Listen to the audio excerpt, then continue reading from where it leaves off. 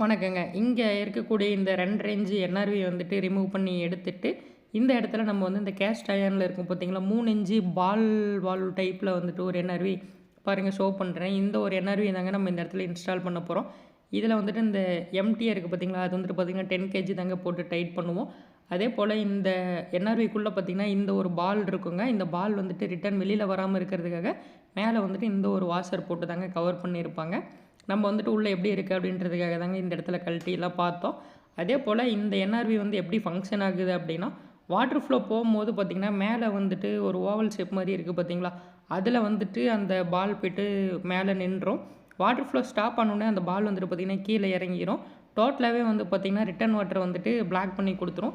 இந்த ஒரு என்ஆர்வி நம்ம இன்ஸ்டால் பண்ணும்போது நம்ம எப்படி இன்ஸ்டால் பண்ணணும்னா, இந்த மேலே இருக்குது பார்த்தீங்களா, அது வந்துட்டு வெர்டிகலாக இருக்கணுங்க. அந்த பொசிஷனில் இருந்தால் மட்டும்தான் இந்த ஒரு என்ஆர்வி வந்துட்டு கரெக்டாக ஃபங்க்ஷன் ஆகும். வீடியோவில் பார்த்துட்டு இருக்க இந்த பால் என்ஆர்வி வேணும்னா கான்டாக்ட் பண்ணுங்கள். ஃபைனலாக இந்த இடத்துல என்ஆர்வி இன்ஸ்டால் பண்ணி முடிச்சிருவோம். வீடியோ பிடிச்சிருந்தால் லைக் பண்ணுங்கள், சப்ஸ்கிரைப் பண்ணி சப்போர்ட் பண்ணுங்கள். நெக்ஸ்ட் வீடியோவில் இன்னொரு சூப்பர் ஐடியாவோட சந்திப்போம். இதுதான் உங்கள் தமிழா.